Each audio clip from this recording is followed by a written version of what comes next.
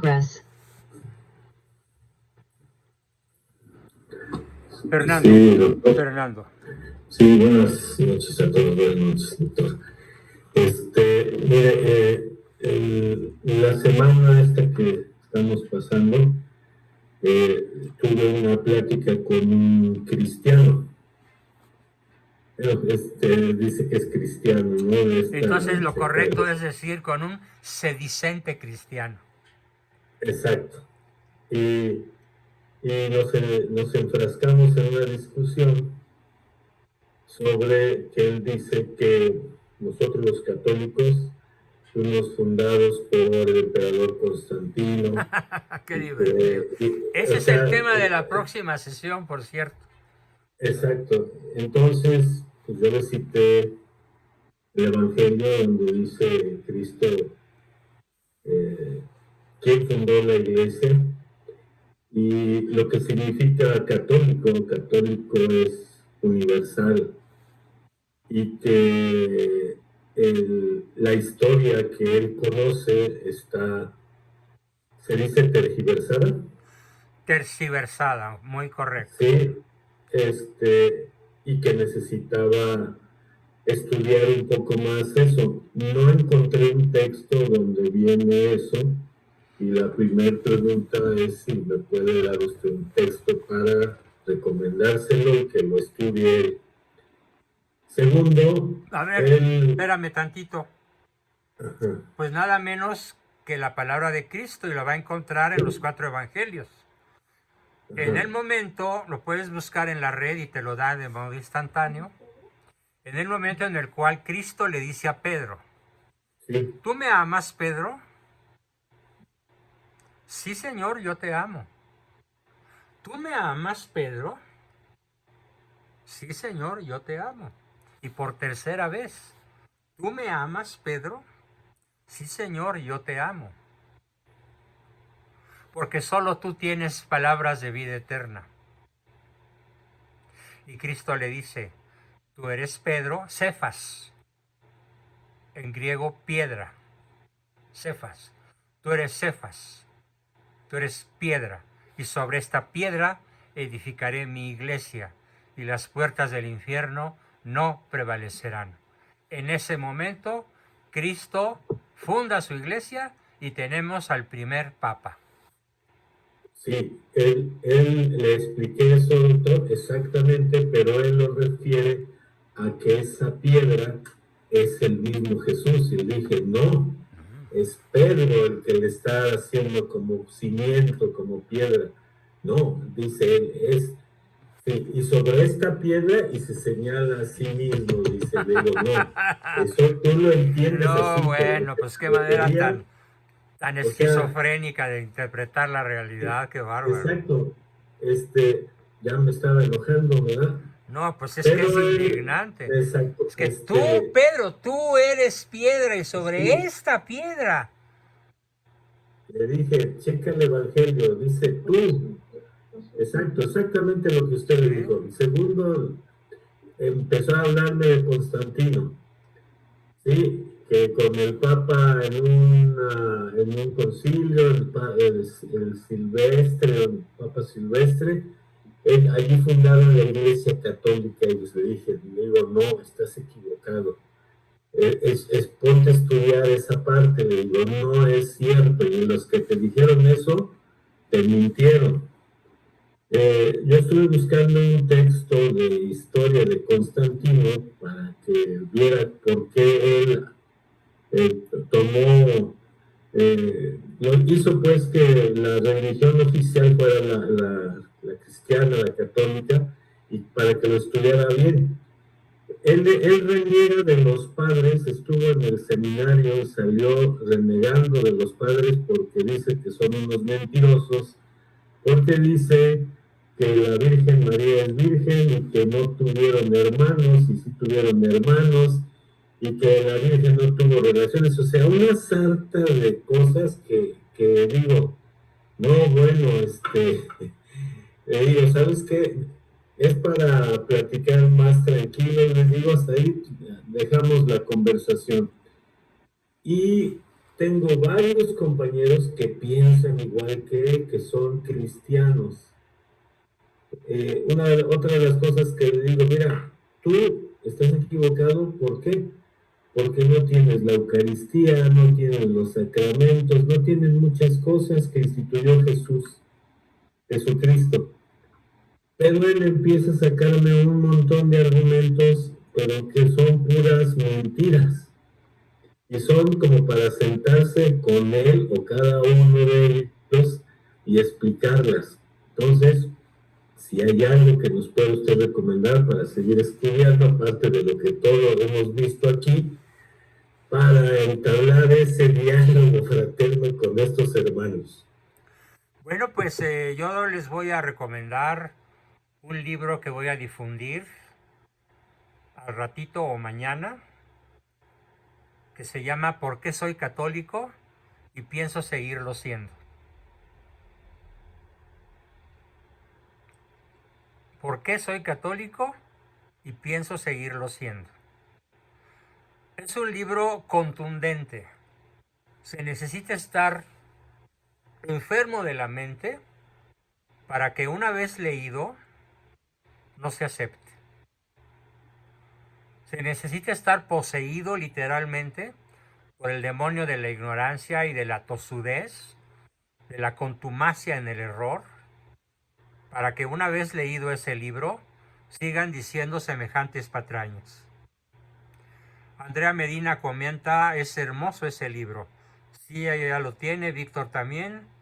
Es buenísimo ese libro, muy simple de leer, correctísimo. Así que va a estar al alcance de todos. ¿Y por qué quiero ponerlo al alcance de todos? Bueno, estoy muy agradecido. Muchas personas, o tal vez no muchas, pero algunas han contribuido generosamente para mi operación, que por cierto ya se definió hoy la fecha. A los que me preguntaban, ¿qué nos platicas? ¿Cómo estás? Bueno, pues estoy ahora sí en la antesala de la intervención quirúrgica, que tiene un nombre que no he logrado aprenderme, muy técnico, y que será, Dios mediante, el día 13 de diciembre a las 9 de la mañana. Si todo sale bien, espero, dice el doctor, salir caminando al día siguiente, o cuando mucho al tercer día. Espero que todo salga bien y poder seguir con ustedes ese mismo viernes de esa misma semana, como si nada hubiera pasado.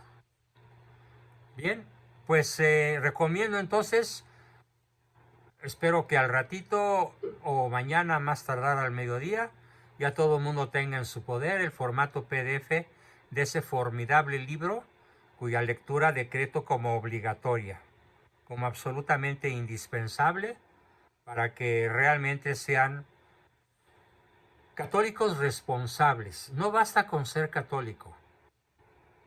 Acuérdense que hay que tener la conciencia recta e ilustrada. No basta la conciencia recta sola. Porque aunque tengas conciencia recta, si no la ilustras, habrá circunstancias en las cuales se va a presentar la recochina duda. Se va a presentar el argumento heterodoxo, el argumento falso, que te puede hacer dudar de tu fe. Por esa razón es tan importante el estudio de ese formidable libro de ¿Por qué soy católico y pienso seguirlo siendo?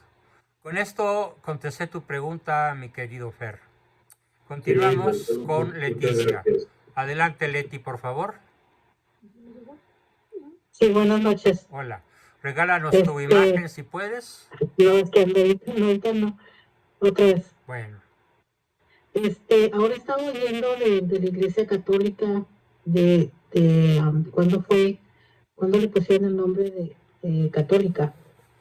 Y en el catecismo de la Iglesia Católica, en el numeral 830, ahí dice, pero la primera vez que la primera persona que lo dijo fue San Ignacio de Antioquía, que vivió desde el 30 hasta el 107, después y fue discípulo de Pablo. Ajá.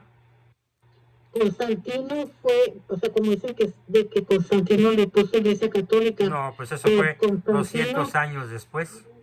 fue en el 313. Entonces, cuando le dijeron fue de 30 al 107, cuando le pusieron iglesia católica. Cierto. Excelente aportación. Felicidades, Leti. De Muy nada, bien, sí. es una gran aportación al grupo. Maravilloso.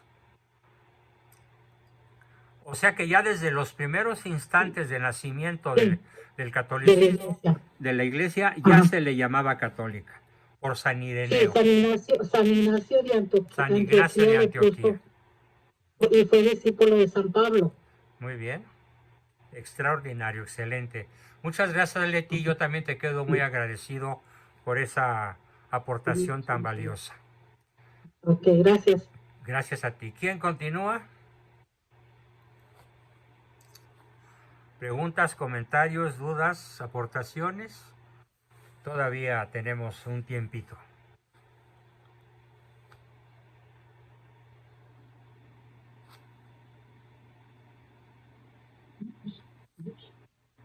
Andrea, adelante, Andrea.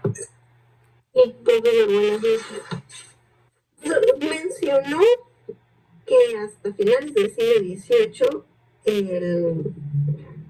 la cristiandad se expandió, ¿no? Y Fue estaba derrotada. La cristiandad como tal fue derrotada. Fue borrada de la faz de la tierra. hasta el siglo XVIII.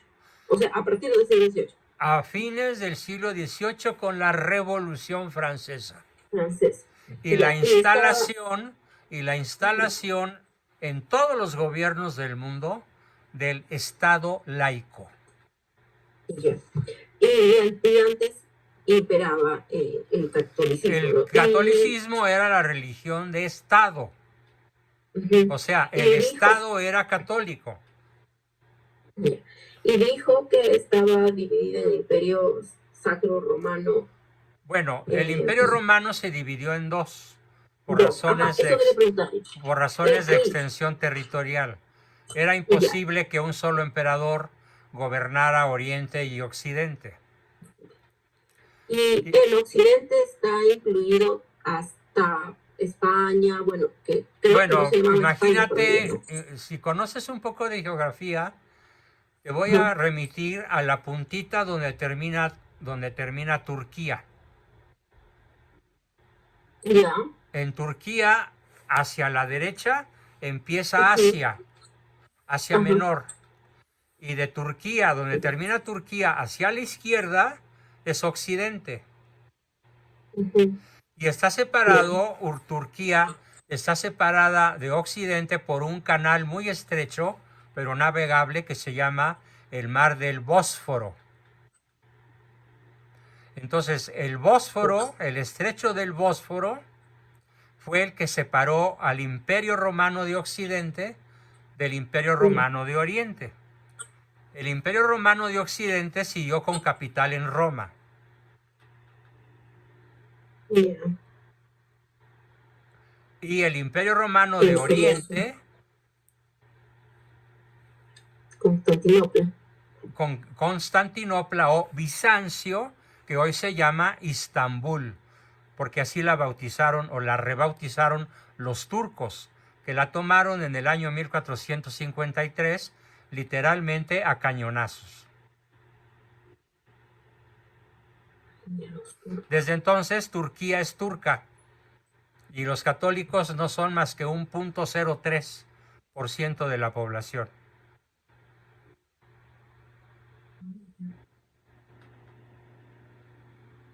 Sí, los turcos exterminaron a los cristianos. Entraron a sangre y fuego y con sus cimitarras degollaron a todo el que no quisiera volverse seguidor de Alá y de Mahoma. Ya.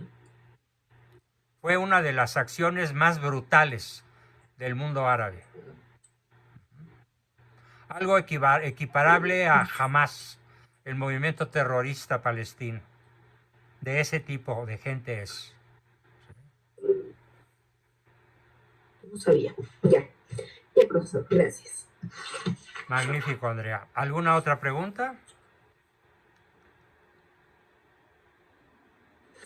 Ah, no sé si, bueno, ya es un poquito solista el tema, pero en Occidente todo era Roma, digamos, no era el imperio. ¿Cómo se empezó a dividir España, no sé, todos esos países, Francia?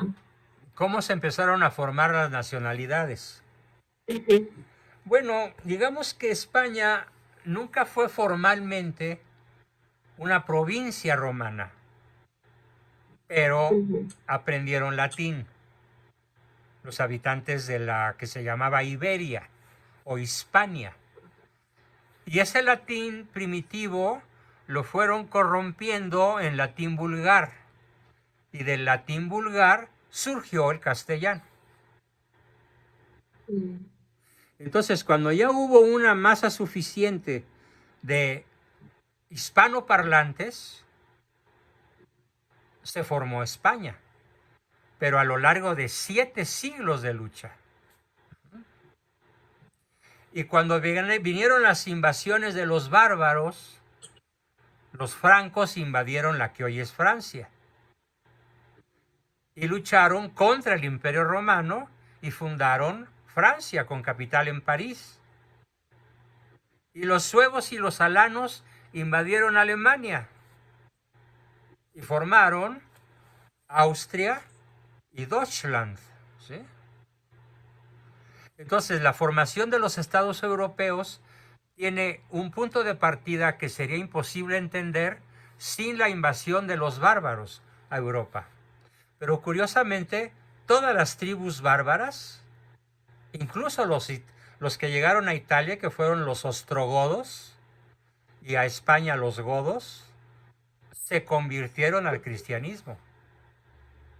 De hecho, el príncipe principal de los francos, Clodoveo, se bautizó cristiano ya de adulto e instaló en lo que se llamaría Francia el catolicismo.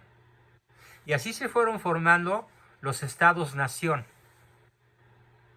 Y con el paso de los siglos declararon su independencia respecto del Sacro Imperio Romano de Occidente, hasta que el imperio desapareció. Te puedo decir que para finales del siglo XVIII ya no quedaba una sola huella política, armada, militar, estatal, de lo que había sido ni el de Occidente ni el de Oriente. ujú. O sea, empezó por la invasión de los bárbaros. ¿Y los bárbaros de dónde venían? Del norte. Del norte, básicamente. Ya. Bueno, sobre todo los vikingos, los normandos, que son los que invaden Inglaterra. Inglaterra también estaba dentro, o sea, esa área. Inglaterra llegó a tener presencia romana importante, aunque nunca fue una conquista, pero hubo presencia romana en Inglaterra. Pero Inglaterra fue, vamos así, pirateada por los normandos y parcialmente también por los vikingos. Y lo que es Suecia, Noruega, Finlandia, fue totalmente conquistada. Toda esa región de lo que hoy se conoce como países nórdicos, fueron totalmente conquistada por los vikingos. O sea, los suecos modernos son descendientes de los vikingos. Ya. Sobre este punto, Ricardo, te vi alzar la mano. Y a ver, rapidísimo. El problema del Imperio Romano fue de que se fue debilitando internamente. Se le llamó, por ejemplo, la peste de Diocleciano. Hubo una peste que acabó con aproximadamente un tercio de la población en todo el Imperio Romano. Acabando esa peste, vino un periodo que se cree que fue precisamente por la erupción de un volcán, en donde todo el mundo se enfrió muchísimo y dejaron de producir. Y todas las tribus germanas que había desde el Rin hasta el Vístula, o sea, todo lo que era Alemania y Polonia, huyeron porque esa zona prácticamente, imagínate que según parece, durante 3 años el hielo no se descongeló. Entonces, o emigraban o morían, punto final, no había. Y entraron al Imperio Romano, que estaba muy debilitado porque no tenía gente. cada una de estas tribus estaban los visigodos, que fueron los que llegaron a España, los vándalos, que era la tribu más destructiva de todos los germanos, que arrasaron parte de Italia, parte de Francia, parte de España, y que llegaron al norte de Europa, y que de hecho fueron, durante el sitio de Hipona, fueron los que siguieron a Hipona cuando estaba Agustín de San Agustín de Hipona, ahí en Hipona, y murió por el hambre causada por los vándalos. El detalle es que eran muy pocos los pobladores. Por ejemplo, en España, la masa de toda la población española era alrededor de 4 millones, y de todos los visigodos no llegaban a 500,000. El detalle es que, como se había desmoronado toda la estructura política, los visigodos pudieron ocupar el poder político. Igual pasó con los francos. En todo lo que era lo que era Francia, todavía estaban los galos romanizados, pero los francos se hicieron una porción muy pequeña.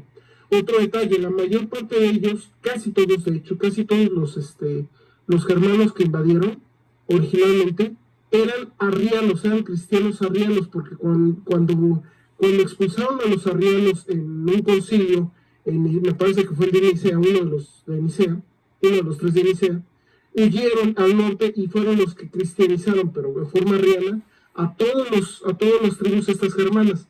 Todas estas tribus germanas, llegó un momento en el cual parecía que los arqueros, que todo Occidente se iba a convertir al arrianismo. Llegó a haber más iglesias arrianas que católicas, pero era nada más por motivos políticos. Se fueron convirtiendo todos esos reyes, y conforme se iban convirtiendo, se fue perdiendo el poder la iglesia arriana, hasta que desapareció, simplemente se desapareció. Los vikingos eran pueblos germanos, pero que vivían al norte de Dinamarca, y esos eran los únicos pueblos germanos paganos. Pero eso es otra cosa. Inglaterra sí fue invadida. La reina Boudica, la pueden investigar, defendió a Inglaterra de una forma muy, muy, muy especial. Logró derrotar a una o dos legiones romanas con sus tropas montadas en carros, en carros de combate. Pero bueno, fue derrotada y se pacificó, y toda esa Inglaterra romana, que eran celtas pero romanizados, vivió una época de paz y esplendor impresionante, y ellos fueron los que repartieron el cristianismo a Escocia y a Irlanda. Ese cristianismo católico, por cierto, católico, no entonces solamente existía solo el cristianismo católico, ahí no llegaron los arrianos. Cuando llegaron los vikingos, en Francia se convirtieron en normandos, porque el rey francés dijo: me estás haciendo demasiados destrozos, mejor te nombro conde aquí, y tú proteges de los demás vikingos. Y el normando que yo dijo: perfecto, me das tierras, pues sí, así sí te obedezco. Y ellos fueron los que invadieron después a la Inglaterra. Habían sufrido pequeñas invasiones sajonas, la Inglaterra celta había sajonas, pero igualmente eran muy poquitos. Los sajones también eran cristianos que se convirtieron arrianos, que se convirtieron al catolicismo. Y eran, ahora sí que eran muy poquitos. La población celta en Inglaterra dominaba, creo que 5-1 a los sajones. De hecho, el rey Arturo parece ser que fue mítico, algún mítico guerrero que defendió a Inglaterra de los sajones, precisamente. Pero bueno, ya estaban aceptados cuando vinieron los normandos, primos de los sajones, y destruyeron todo eso. Lo mismo sucedió en otras partes de todo lo que era el antiguo Imperio Romano. En Italia fueron los ostrogodos. Cuando vinieron los ostrogodos, todavía estaba el último emperador romano, pero era más un título que realmente no tenía poder sobre nada. Así de plano, no tenía poder sobre nada. Y entonces el rey ostrogodo tumbó al último emperador romano, Rómulo II, creo que se llamaba. No, el último emperador, Ricardo, el último emperador romano se llamó Rómulo Augustulo. Rómulo Augustulo, el último emperador. Sí. Gracias por la corrección. Entonces, fue el que oficialmente derribó el Imperio Romano, pero ya el Imperio Romano ya prácticamente no existía. Eran 4 ciudades las que obedecían al emperador, o sea, ya no había nada. Muy reducido. Entonces, ese fue el proceso. Lo estoy reduciendo muchísimo, obviamente. Sí, claro, pero es un buen complemento a lo que yo había explicado. Exactamente. Excelente. Y ahí la cierro, podría seguir hablando, ya sabe 3 horas, pero no quiero hacerlo. Muy bien. A ver, hay una pregunta de María Guadalupe y Gustavo que dice, ¿por qué se dice que hay 3 religiones? Judía, musulmana, no, musulmana y cristiana. Bueno, una aclaración semántica. En realidad, religión solo hay una, la verdadera, la católica. Lo correcto es llamarles a los demás credos.